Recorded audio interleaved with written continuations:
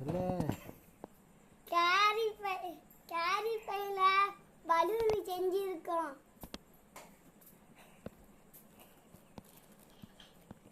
இந்தா இருக்கு பாருங்க. காத்தடி. சட்டெல்லாம் இருக்கக்கூடாது. காத்தடியில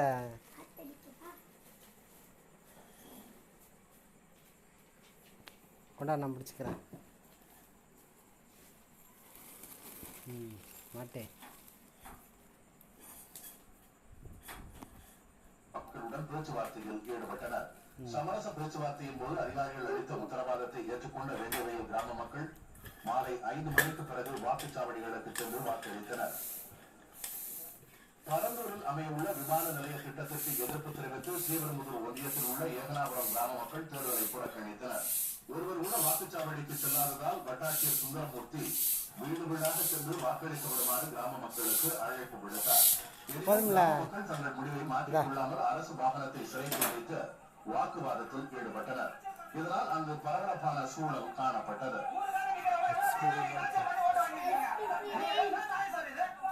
20க்கும் குறைவானவர்கள் மட்டுமே இந்த பகுதியில் வாக்குப்பதிவு செய்துள்ளதாக